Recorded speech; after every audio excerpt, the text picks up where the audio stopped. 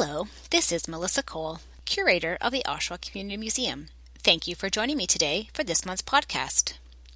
It was a cold, blistery day at the lake in Oshawa today, as I write this, which made me wonder how our ancestors kept warm in these buildings back in the day before forced air heating was pumping through the building.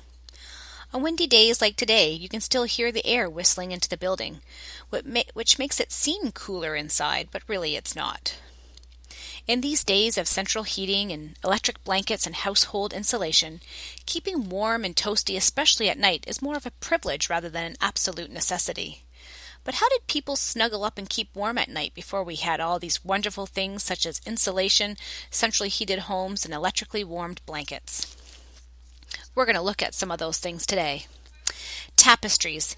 They were not just for decoration. In the days before central heating, people hung tapestries on the walls of their rooms, enormous embroidered sheets of fabric, lavishly and beautifully and brightly decorated. But tapestries were not just hanging on the walls for the sake of art and beauty.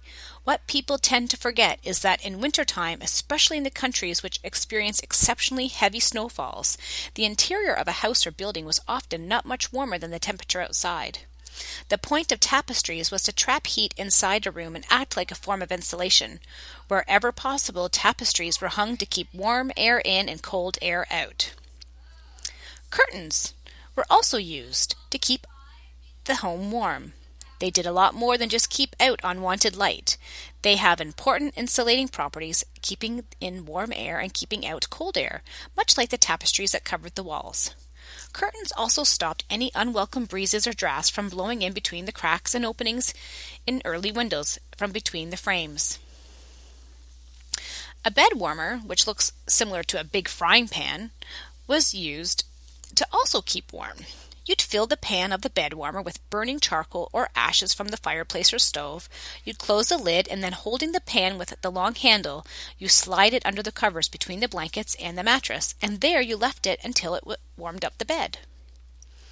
Hot water bottles. While coal-filled and ash-filled warmers were very popular, there was always the potential risk of fire. A safer and more portable option was a hot water bed warmer or hot water bottle.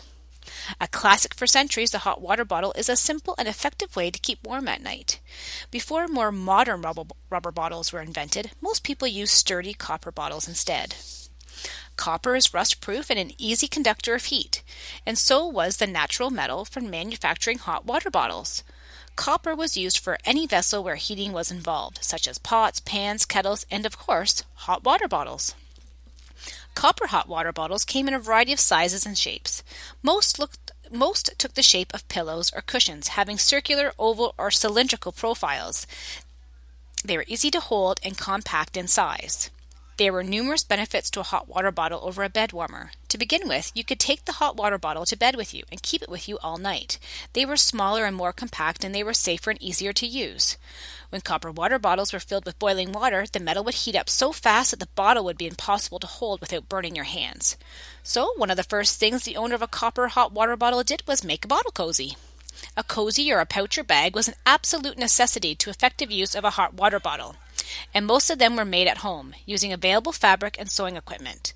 The fabric used for the bag had to be just right. If it was too thin, the heat would penetrate through it too fast, leading to burns. If it was too thick, then no heat would penetrate it, making it useless.